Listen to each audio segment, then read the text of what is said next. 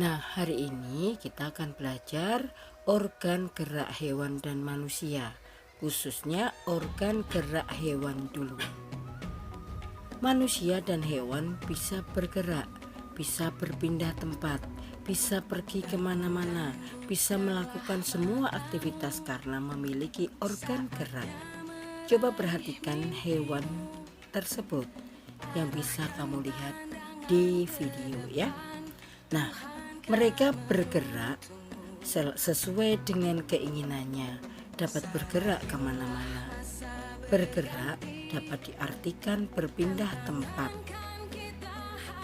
Makhluk hidup akan bergerak apabila ada rangsangan yang mengenai sebagian atau seluruh bagian tubuhnya. Nah, perhatikan gambar tersebut. Manusia dan singa dapat bergerak, berjalan ke depan, bisa melangkah, bisa menoleh ke kanan dan ke kiri. Manusia dan hewan menggunakan organ gerak untuk berjalan, berlari, melompat, memanjat, berenang, dan lain sebagainya. Coba cermati ya. Cara mereka bergerak tentulah berbeda-beda. Organ gerak yang mereka miliki pun juga bentuknya berbeda-beda. Nah, organ gerak manusia dan hewan terdiri dari dua macam, yaitu alat gerak pasif yang berupa tulang dan alat gerak aktif yang berupa otot. Mengapa tulang disebut sebagai alat gerak pasif?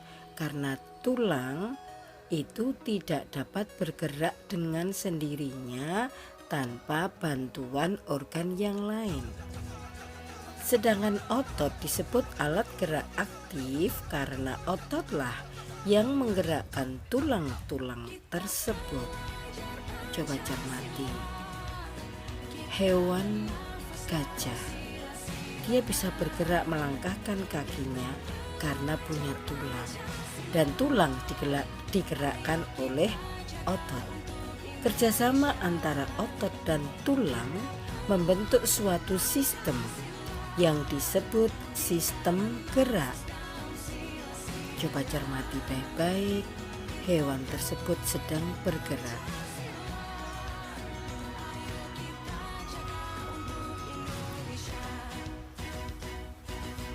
Nah, berdasarkan ada tidaknya tulang belakang, dibedakan menjadi hewan vertebrata dan hewan avertebrata.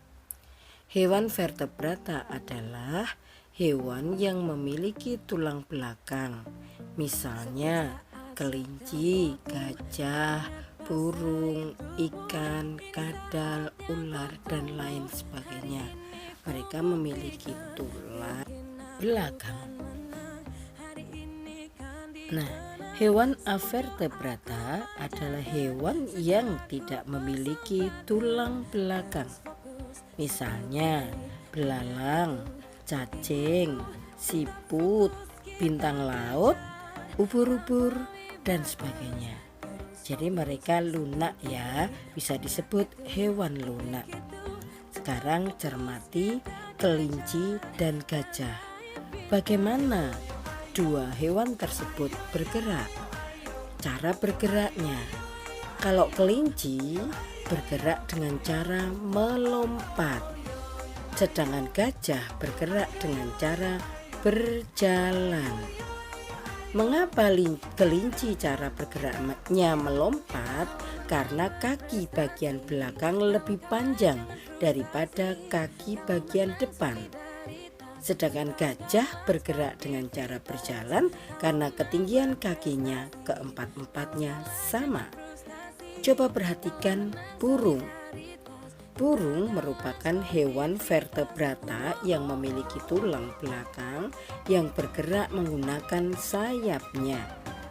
Burung bergerak dengan cara mengepakkan sayapnya sehingga dapat terbang ke udara. Sedangkan ikan memiliki organ gerak berupa sirip. Ikan bergerak dengan cara berenang Dengan siripnya, ikan dapat bergerak maju. Dengan ekornya, ikan dapat berbelok ke kanan dan ke kiri. Sirip ikan terdiri dari sepasang bagian yang ada di kanan dan kiri, serta sirip ekor yang ada di belakang. Perhatikan hewan tersebut. Ular dan kadal merupakan hewan yang bergerak dengan cara melata. Hewan melata adalah hewan yang bergerak dengan menempelkan perutnya ke tanah, juga menggunakan kaki ya. Jadi kadal bergerak menggunakan kaki dan perutnya. Sedangkan belalang memiliki alat gerak berupa sayap dan 3 pasang kaki yang beruas, dengan kaki bagian belakang lebih panjang. Karena memiliki alat gerak tersebut, belalang bergerak dengan cara terbang dan melompat. Sedangkan kupu-kupu bergerak dengan cara terbang menggunakan sayapnya. Jadi hewan yang bergerak dengan cara menggunakan sayapnya, dia akan dapat terbang untuk berpindah tempat dengan cara terbang. Perhatikan cacing tanah. Tidak memiliki alat gerak seperti kaki dan tangan, namun cacing tanah memiliki otot pada tubuhnya. Cacing tanah memiliki 2 macam otot, yaitu otot memanjang dan otot melingkar. Dengan otot itulah cacing tanah bergerak melata.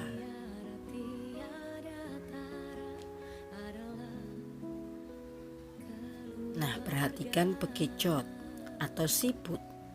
Siput dan bekicot merupakan hewan avertebrata, tidak punya tulang belakang, yang bergerak dengan menggunakan otot yang biasa disebut dengan kaki perut.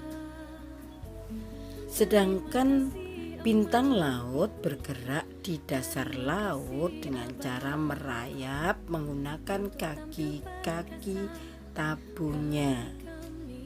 Ubur-ubur dan cumi-cumi bergerak menggunakan tentakelnya. Apakah tentakel itu? Tentakel adalah organ tubuh yang dapat memanjang dan bersifat fleksibel. Nah, sekarang kita lanjut ke organ gerak manusia yang terdiri dari organ gerak aktif dan organ gerak pasif. Alat gerak aktif atau otot, yang kita cermati baik-baik. Otot adalah jaringan yang ada di dalam tubuh manusia berupa alat gerak aktif yang menggerakkan tulang sehingga menyebabkan suatu organisme atau individu dapat bergerak. Alat gerak aktif yang disebut otot itu ada bermacam-macam, yaitu otot polos, otot lurik, dan otot jantung. Jadi otot ada 3 jenis ya. Otot polos, yuk kita bahas satu persatu. Otot polos adalah otot yang bekerja tanpa kesadaran kita, yang dipengaruhi oleh sistem saraf tak sadar atau saraf otonom. Otot polos itu memiliki ciri-ciri waktu kontraksi 3-180 detik. Bentuk dari otot polos adalah gelendong, terletak pada organ dalam, dipengaruhi oleh saraf otonom. Otot polos biasanya berada pada bagian usus, saluran peredaran darah, dan otot di saluran pencernaan. Sedangkan otot lurik itu otot yang menempel pada rangka tubuh manusia yang digunakan dalam pergerakan. Otot lurik otot yang bekerja di bawah kesadaran. Otot lurik juga dinamakan otot rangka. Mengapa demikian? Karena menempel pada rangka. Yuk sekarang kita cermati ciri-ciri otot lurik. Bentuknya silinder dengan garis gelap terang melekat pada rangka. Bekerjanya secara sadar dan diperintah oleh otak. Cepat dan mudah lelah. Mempunyai pigmen mioglobin, inti sel berada di tepi ya. Sekarang kita cermati otot jantung. Otot jantung adalah otot yang bekerja secara terus-menerus tanpa istirahat atau berhenti. Otot jantung merupakan perpaduan antara otot lurik dan otot polos. Karena adanya persamaan yang ada pada otot jantung, misalnya memiliki sisi gelap terang dan inti sel yang berada di tengah. Otot jantung ini berfungsi memompa darah ke seluruh tubuh. Otot jantung bekerja di bawah kesadaran manusia ya. Tapi bergeraknya secara refleks kalau otot jantung ya. Otot jantung berbentuk silinder, memiliki percabangan. Otot jantung terletak pada jantung, memiliki satu inti sel, bekerja tanpa kesadaran manusia. Jadi saya ulangi lagi, tanpa kesadaran manusia. Jadi geraknya secara refleks. Nah, ini kita cermati sekarang otot luri. Otot luri itu melekat di rangka tadi ya, bergerak di bawah kesadaran manusia. Coba cermati otot luri, di mana saja terdapat otot luri, di mana terdapat otot polos, dan di mana terdapat otot jantung. Ya, di situ sudah saya tampilkan bagian-bagian mana terletak dari otot luri, otot polos, dan otot jantung. Coba cermati.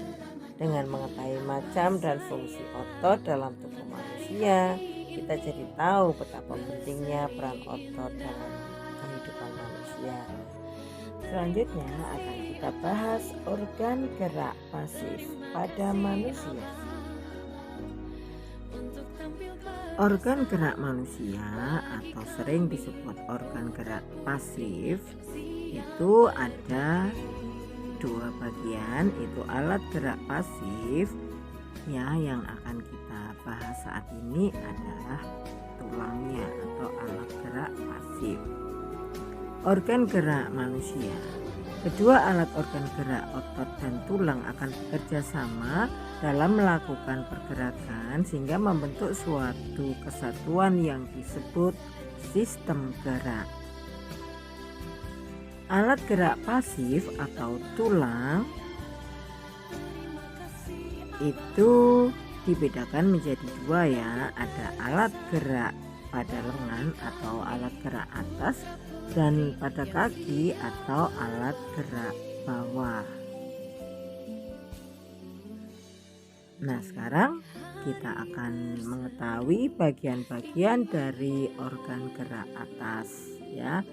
Organ gerak atas berupa tangan terdiri dari beberapa bagian, yaitu tulang lengan atas, kemudian tulang hasta, tulang lengan pergelangan tangan, tulang telapak tangan, dan juga ada tulang pengumpil.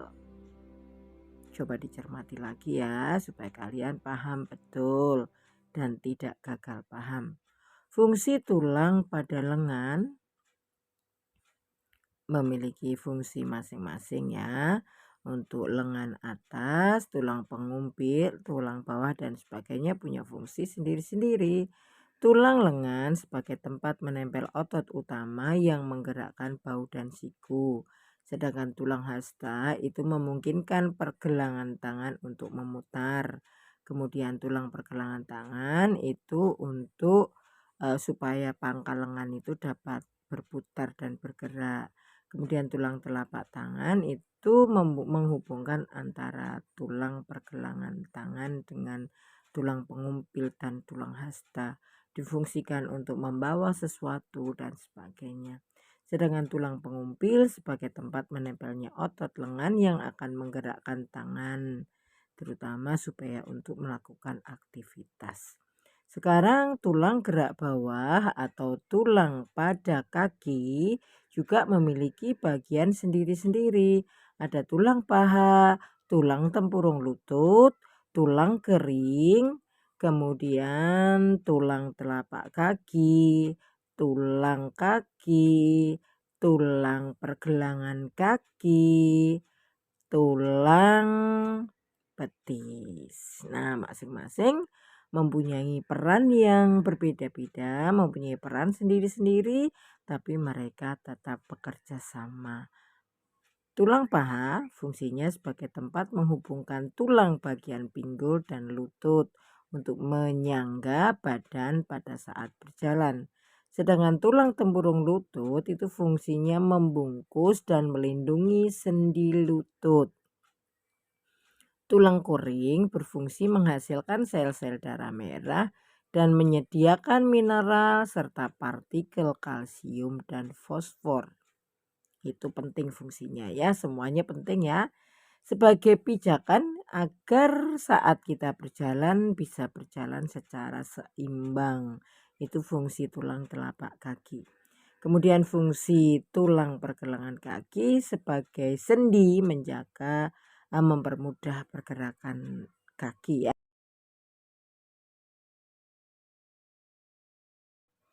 Terima kasih, semoga bermanfaat.